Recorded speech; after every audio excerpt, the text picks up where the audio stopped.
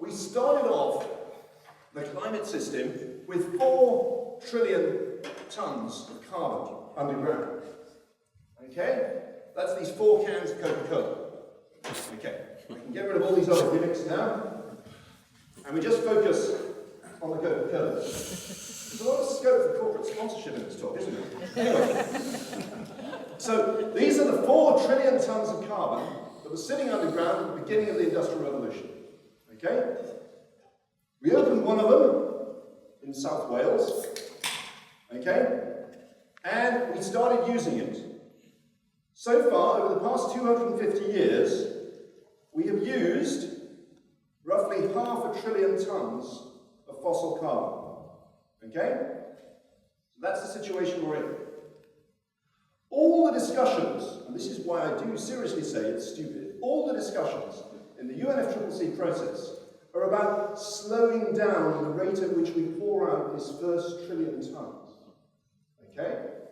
Nobody's even talking about what's going to happen to the other 3. Now, obviously, if you're going to avoid venting the rest of that carbon into the atmosphere, then you are going to need time to develop the technologies to deal with it. So I'm not saying it's a bad idea to slow down the rate at which we're pouring out this can of Coke, okay? But the point is, even if I pour it very slowly, even if I get my emissions to a really low rate, if I keep pouring it, the glass is going to overflow. There's no way around that. Carbon dioxide emissions, net carbon dioxide emissions into the atmosphere have to go to 0 if temperatures are going to stop rising and we're going to avoid dangerous climate change.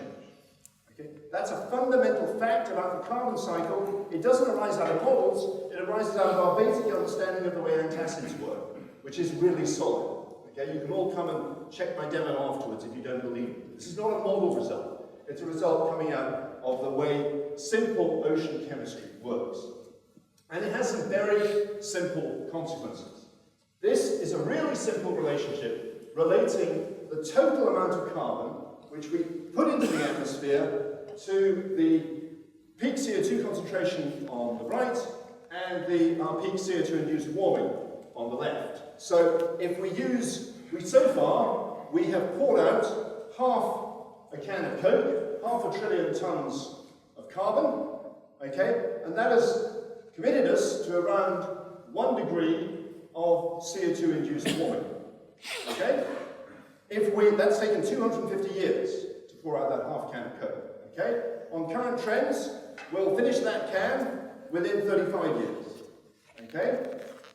And then the question is, what are we going to do with the next one, okay? Because if we carry on pouring out the Coke at this rate, we commit ourselves to warming in excess. So if we're serious of warming in excess of 2 degrees, so if we're serious about avoiding more than 2 degrees of warming, then we need a plan to keep trillion tons 2, 3, and 4 out of the atmosphere.